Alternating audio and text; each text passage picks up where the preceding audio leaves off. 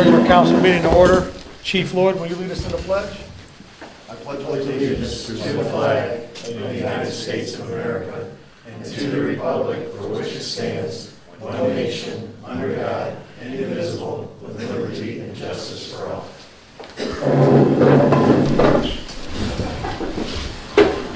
May I have a roll call? Backnick? McKinney? Here. Shaver? Here. Saracey? Here. Bertone? Here. Heights? Here. Thank you. May I have a motion to approve the minutes from September 17th and the minutes from October 8th special council meeting? So moved. Second. Heights? Aye. Backnick? Aye. McKinney? Aye. Shaver? Aye. Saracey? Aye. Bertone? Aye. Thank you. Can I have a motion from council to alter the agenda this evening? I want to move legislation up to where safety committee is, and then we'll end it on safety committee tonight. So moved. Second. Bertone? Aye. Backnick? McKinney? Aye. Shaver? Aye. Saracey? Aye. Heights? Aye. Thank you. Thank you. From our solicitor, Mr. Jim Lyons. Thank you.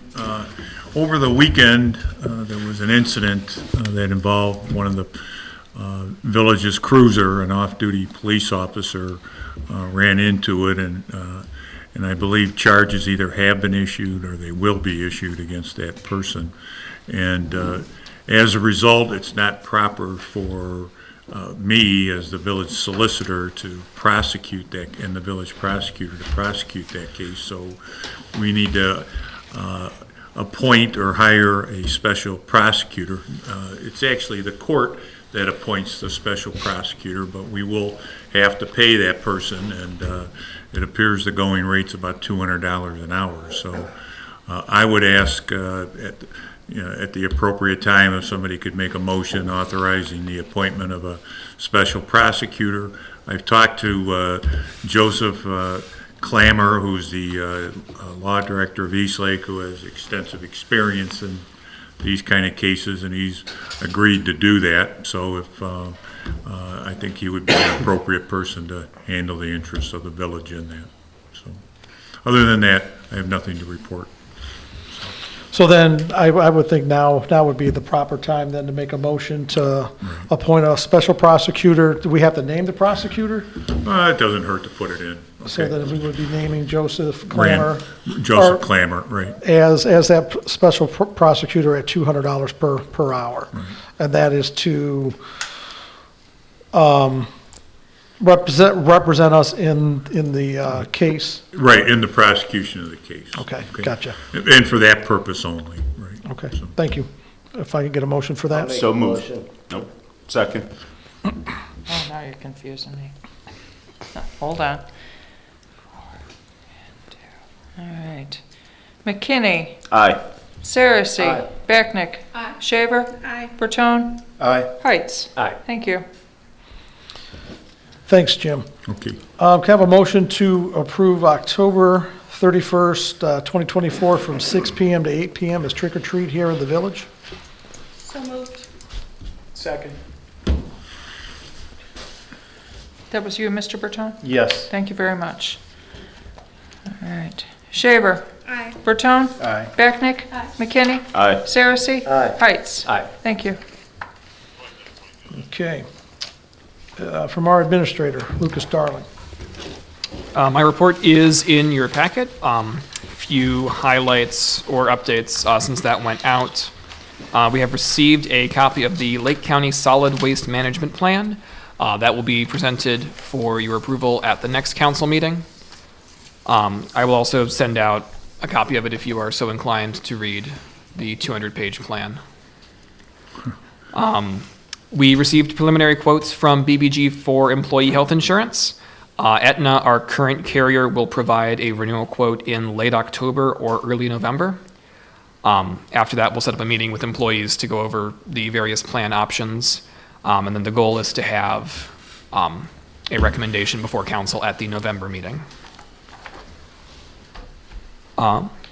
Last week, we signed paperwork with Cloud Permits, which we will be moving zoning and code enforcement over to. hopefully in January of next year. And then in a fun update, the Ohio Department of Development released their demolition and site revitalization program projects today. Lake County received $1.9 million for 13 sites, one of which is the former water plant. Hallelujah. That is a good bit of That news, is a Lucas. good thing. Yes, very Yay. good. Thank you. Any questions for Lucas? Okay, thank you. From our village engineer, and welcome back, Andrew. Thank you, Mayor. Got a few items to go through. First, the road program for this year. Next week, 5th Street and New 4th Street are scheduled to be paved. From 5th Street is from High to Plum, and New 4th Street from High Street to Eagle. For 5th Street from Plum to East Street, we are going to be doing storm and sanitary improvements. We have those plans designed and done. They are currently in final review right now. We're hoping to advertise within the next month for quotes. For New 4th Street, we're doing storm and sanitary improvements that are hoping to be next year. We are submitting applications for OPWC funding for next week. So we're looking to get those done. And then once those are approved, we are hoping to get design done by the end of, or start design by the end of the year. For the water tower, contractors waiting on some good weather to finish the painting, but if it gets good weather, it should be done within the week. For the demolition plant, for the water plant, the contractor is currently just doing some site work right now, trying to get positive surface drainage, and he's wrapping up construction on that. That's all I have for this evening. I'd be happy to answer any questions. I do not have any. Anyone have any questions of Andrew this evening? Okay, from our fiscal officer, Christine Page. Financial report was in your package. The short version goes for the month of September. We received $371,523.88. Our expenditures for the month were $321,480.54.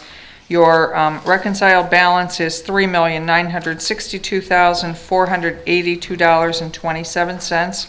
In the month of September, our interest was $15,751.38. Star has slipped a little bit in terms of their interest rate. They've gone from 547 to 529, but I don't imagine it's going to slip fast. So I'm keeping an eye on it, but I don't think it's going to go fast. So for the year, your revenue, wow, that's a lot. $3,940,228.98. Your expenditures to date are $4,067,867.36.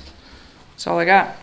Your check register is the last piece of my package for you. Your revenue, your receipts, all of that's in there. Please let me know if you have questions. Any questions for Chris? Thank you, Chris. Thank you. On to old business, ordinance number 2024-80, an ordinance establishing Village Code, Chapter 1381, regulating short-term rental properties and declaring an emergency. That's on second read. And ordinance number 2024-81, an ordinance an ordinance designating short-term rentals and conditional uses and establishing the conditions thereof. That is also on second read. Did that ordinance be sent to Planning Commission? 81 needs to be sent to planning? Yes. Okay. So then I need a motion then from council to send 81 to planning. I'll make a motion. Second. Backnick? Aye. McKinney? Aye. Shaver? Aye. Saracy? Aye. Bertone? Aye. Heights? Aye. Thank you. Do we need to set a time for the meeting? Or we already have one for planning, right? God bless you. Thank you. Christina, we already have a meeting scheduled for next month? For planning or for goods and grants? Well, that would be for goods and grants, so planning commission would be different, so we'll have to come up with that time. Okay, sorry. That's okay. All right, so ordinance, go ahead. We do have a bids and grants meeting. That's what I thought, okay. All right, ordinance number 2024-88, that's an ordinance to pay the bills. Motion to pay the bills. Second. Okay. Bertone. Aye. Becknick. Aye. McKinney. Aye. Shaver. Aye. Saracen. Aye. Heights. Aye. Thank you. Ordinance number 2024-89, a resolution appointing Hunter Garisick as a firefighter one for the Village of Fairport Harbor, Ohio, and declaring an emergency. Move to adopt. Second. Move to suspend. Second. Suspend. Saracen. Aye. Heights. Aye. Becknick. Aye. McKinney. Aye. Shaver. Aye. Bertone. Aye. Adopt. Saracen. Aye. Heights. Aye. Becknick. Aye. McKinney. Aye. Shaver. Aye. Bertone. Aye. Thank you. Resolution number 2024-90, a resolution establishing the Hometown Heroes Banner Program and declaring an emergency. Move to adopt. Second. Move to suspend. Second. Suspend. Becknick. Aye. McKinney. Aye. Shaver. Aye. Saracen. Aye. Bertone. Aye. Heights. Aye. Adopt. Becknick. Aye. McKinney. Aye. Shaver. Aye. Saracen. Aye. Bertone. Aye. Heights. Aye. Thank you. Okay, then for Safety Committee, Mr. Saracen. Thank you, Mayor. I called Chief Coran earlier, and I'd like to have, after what Mr. Lyons reported about the cars that happened to, is that me? They happened to be what I was calling Chief Coran about. And I wanted to schedule a Safety Committee meeting for the 19th, which I believe, in November, at about 5:30. And Chief Lloyd's going to let us know if he's going to be able to attend. And then both chiefs will meet with Chris to go over, we ran out of the rotation when we were getting police cars. And as you can see, we have 2018s. And I know, looking at the expenses of repairing, if something comes up, we got to get back into that rotation. So we'll have the meeting and they'll check with you, Chris, to see, and see funding going forward into next year. All right. Okay, so you want to set a Safety Committee for the 19th at 5:30? Right, so before our council meeting, 5:30, 6 o'clock? 5:30, I think it'd be about an hour. So 5:30? I'd imagine, yeah. Okay. Is that okay with the rest of the members of Safety? Yes. Works for me. Okay. 5:30 on the 19th. That's all I have to report. Do you chiefs have anything? Yeah, I've asked the chiefs to give us some bullet points of the two levies that are proposed. They had a meeting last week, or the week before last, right? It's been 2 weeks ago that we had a meeting here at the senior center, and it wasn't too, it was sparsely attended. So I know a lot of folks watch our council meetings. I thought it was a good opportunity to get some information out there. They'll stick to within the legal guidelines of what we are allowed to talk about, and we'll turn it over to the chiefs at this point. You guys flip a coin. I guess I'll go first. right. And I don't want to keep all of us here for an hour or so, so I'm going to be touching around some of the bullet points of the reasons that this is essential for us as a police agency. We're to the point now where we are very behind in the terms of employee retention, and also that includes the areas of wages. We're also behind in just the maintenance of our law enforcement tools because of the increase in costs regarding that. We were just talking about vehicles, and we are still operating on basically funding that's probably been around in this way for the last 5 or 6 years, and now we're getting to the point where we are going to have to make some changes. So some of the bullet points for what we're looking for in the levy would be to tackle the employee retention problem. We need to boost our wages for our officers. Some of our officers starting off are in some areas almost $10, even $15, $20 less than what other departments are paying now for starting off wages. We're still operating like we're, pre-2020 area for the size of our village when it comes to that.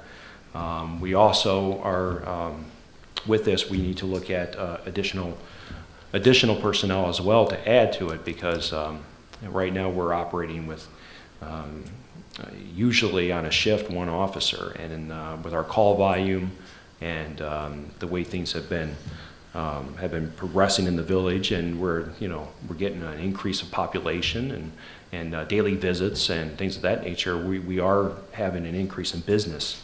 So it is essential that we have additional officers on the street to supplement that single officer. At least if we can get down to 2 officers on a shift, it would be a heck of a safety increase, not only for the village and the community, but also for officer safety. The cost for law enforcement tools are, gone up so much in the last 5 to 10 years that we're still piecing together a lot of things like flashlights and things of that nature, just to keep them going, that right now are like exceeded their lifespan. So we need to have some sort of avenue of trying to resolve that in replacement. And right now, the way things are going, it's becoming almost like a daily thing of repairing things. So with all this, the increase in manpower, the employee retention, and keeping our officers that we have currently, attracting new officers, hopefully with a better pay scale, we can get to a point where we can supply better services to the village, and more timely in investigations, and just overall better protection. And I think at this point, we definitely are in need of this. And that's pretty much the bullet points right now, what I'm looking at. So if you have any questions or anything from council, I'd be glad to answer them. So. Thanks, Chief. Chief Lloyd? Thanks. I kind of mirror Chief Coran. I have a manpower problem also. We're kind of known as a farm team throughout Lake County. We get good young part-time guys in and girls, and they move on. So what I'm looking for out of the levy is to hire three more full-time people. It'll give me some stability, and then have a minimum of 3 personnel on duty. Right now, we're scheduled for 3, but our minimum is 2. If a part-time person doesn't sign up, we don't fill that with overtime. If I had 2 full-time, 1 part-time working, it'll guarantee us the 3 people per day for 24 hours. Our runs are up about 30% since I started here, and that just puts a strain on us. Equipment costs, again, kind of mirror the police department, but expound on it. A fire truck, the one is a 2003, and the replacement plan that's due to be replaced in 5 to 7 years. That's going to be upwards of $900,000 to $1 million. Our equipment, unfortunately, is expensive, but that's what we buy it to provide the good service to our residents. I think we should have state-of-the-art EMS equipment and fire equipment, and this would help me continue our capital improvement program that we've been working on for the past 7 years. Thank you. Thanks, Chief. Council, have anything to add tonight before we go to the public? No, other than I think we put the PowerPoints on the website, so It is. people are looking for this and a deeper dive into what was discussed tonight. Very good. We're open to the public. Yes, ma'am.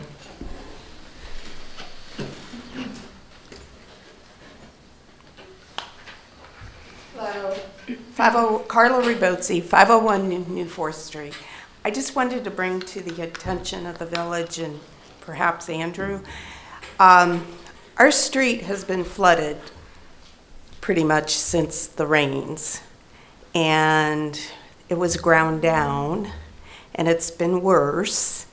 And it seems to be only in the block between Chestnut and Vine on New 4th, but on the north side and the south side. And today when it wasn't raining, we were noticing there seemed to be like bubbling in the standing water. So I don't know why the water's not draining, number one, and then why does it seem to be bubbling? Hopefully there's not some sort of a water line issue in that block. If you look between east on New Fourth, between East and Chestnut, it's dry as a bone, but you look at our block and it's very, very flooded on each side. So I just wanted to mention that. The bubbling's a telltale sign of something leaking. Yeah, it could be. Yeah, I that's, came over on my way after it was the school time pickup, and I actually noticed how flooded it was. Yeah. I've never seen it like that before. No, neither have we, and we've been there, I've been there 11 years, so. Just to say, appreciate it. something's going on. Thank you. Yep. I'm sure Lucas will look at that tomorrow morning. Or Mike will. Yeah, so.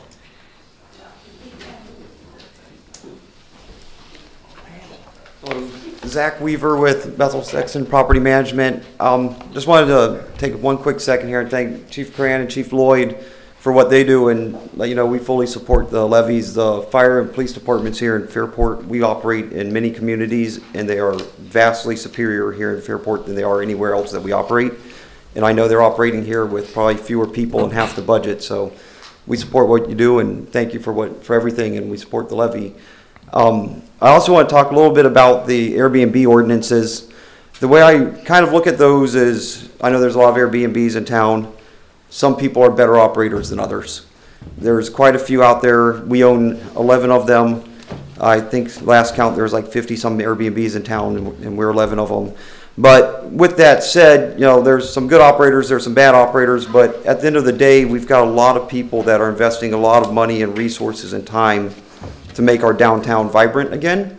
And I think we're headed in the right direction. I think we got everything there, but it's kind of like we got all these ingredients, we're baking the pie, and we're getting pretty close to having a really special thing in downtown. And I'm just a little concerned as a business owner that none of us are at the point of profitability yet. And there's a lot of hands kind of dipping into the pocket, so to speak, or trying to get a piece of that pie before it's cooked. We're not profitable with our Airbnbs. I believe we're the largest operator in town, and we're not profitable. I can show anybody my numbers, go over them with anybody that wants to see them, but we're not there yet. I can see the numbers in general for the Airbnbs that operate in Fairport, and the vast majority are not profitable yet.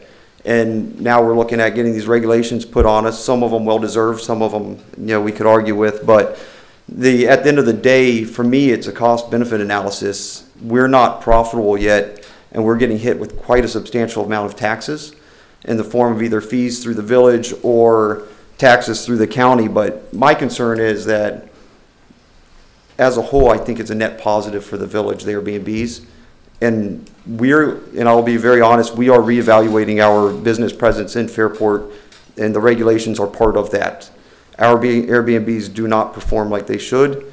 And when we're looking at these additional taxes put on us, you know, I have to sit back with my business partners and say, hey, we got a decision to make.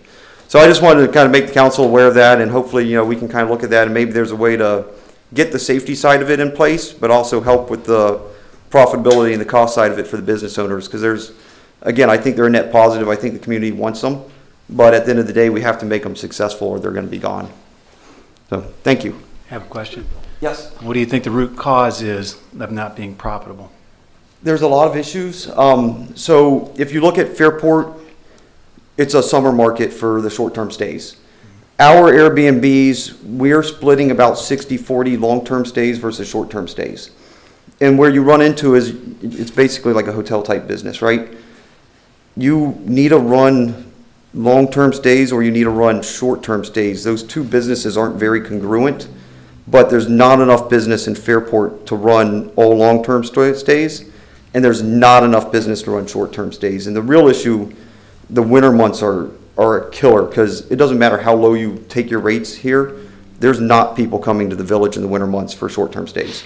You know, you don't need a hotel in Fairport for short-term stays in the dead of winter. People aren't, you know, I like the beach, but there's not enough short-term stays, so you have to supplement that with people coming in. So we get a lot of traveling nurses. We've got a gentleman right now who's working for the Painesville Municipal Courts, just got hired on. He's staying there for 6 months while he finds a place to live here.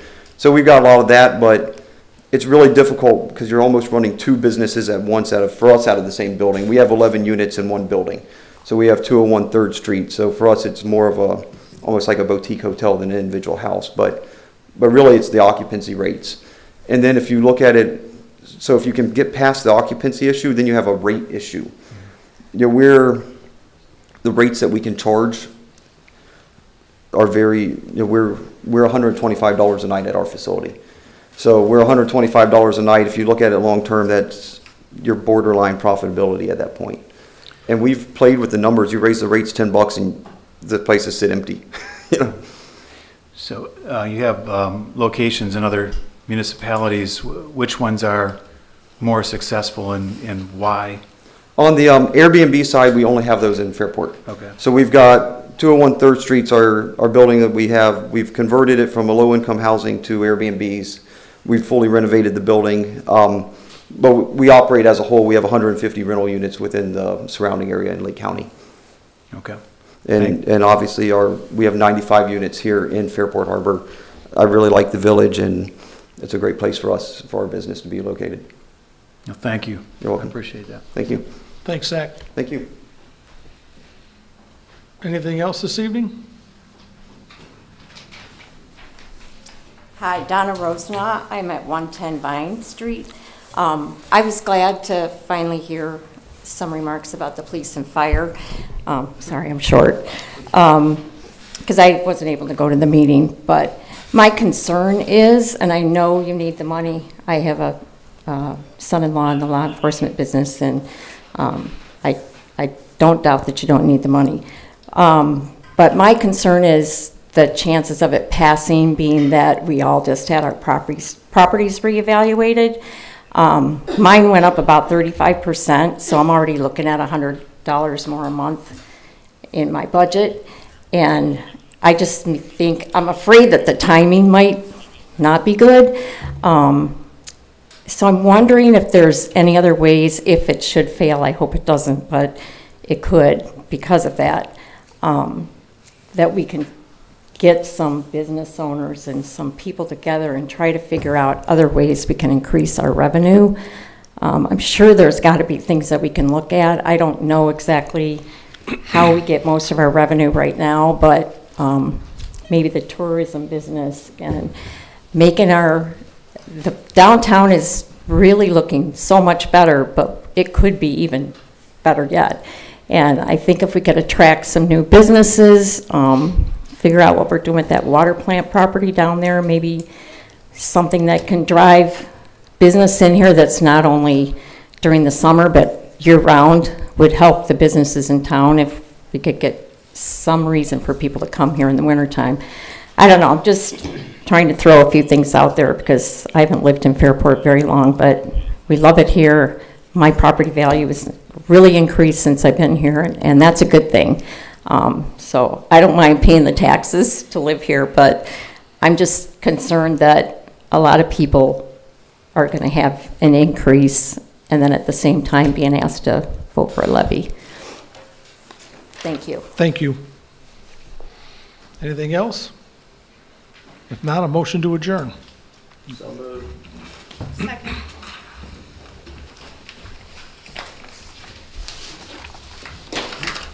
Somebody want to take roll?